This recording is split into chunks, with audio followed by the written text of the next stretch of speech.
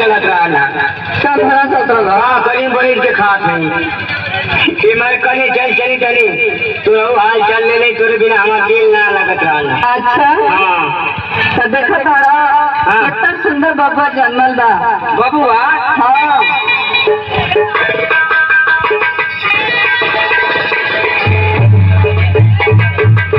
कोरे क्या हो कि बबुआ कहाँ चले ई बबुआ कहाँ से हाँ ए भगवान ई तोहरे ना बबुआ बा हमार बबुआ भाई अरे बबुआ बड़े कम महीने में बबुआ होला नहीं हमको बताओ था कौ महीना में होला महीने में होला तारा के नहीं क्या मालूम कि कौ महीना में होला हमारा के पता है हाँ कोरे हमारा तो 3 महीना बिया भइले भया ना एकदम 3 महीने में नहीं जा कहाँ से अगर ओ लगा से नहीं हरवा से लेके आए बक्सवा बन के बक्सवा में रख के नहीं तो कैसे भाया 3 महीने में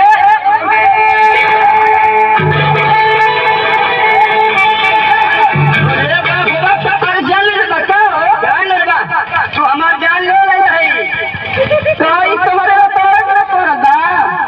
भाई हाँ अरे इधर हमारे पाल है क्या ये बता 3 महीने में रहेगा कैसे भैया कैसे भया 3 महीने में बिया हमारा भक्ति मना बिहावा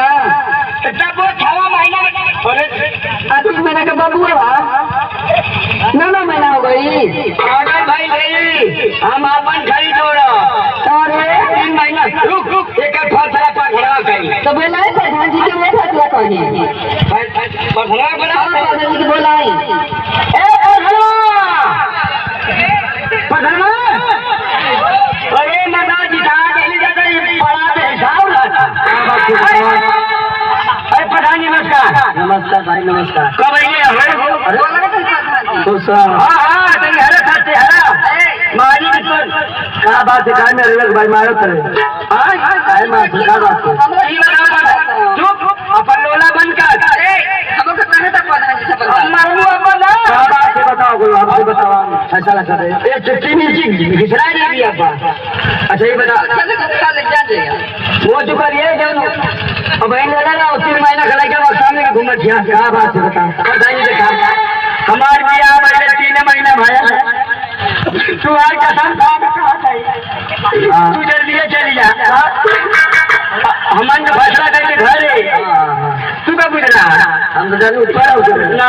ऊपर जाने तू चाहिए बात है प्रधान के मिली कहा क्या बात है बता अच्छा ये बताओ प्रधान जी 3 महीना और बिया भाया अच्छा एक आदमी 3 महीना घर कहो लेके घूमा दिया अब बताओ हम कई मुंह दिखावे लग रहा थोड़ा साढ़े का मतलब के लेके दूसरे का एकदम प्रधान जी तू सही एकदम सही पकड़ लेला ये नहीं क्या लगा तो नयारे में ऐसे लेके आई रास्ता में बांध के क्या प्रधान जी देखी ना कि बबुआ के मुंह देखे करे करे बकीना पड़ल बा प्रधान जी हमरा के 10 साल बचाली मार बना भाई काय बात है तू बता थोड़े 3 महीना में क्या हो जाई अब तो फैसला कर दे काय बड़ा घबरा हो जाए बताओ नहीं 3 महीने होई तोरे नहीं एकले कैसे बाजा तोरे ना होई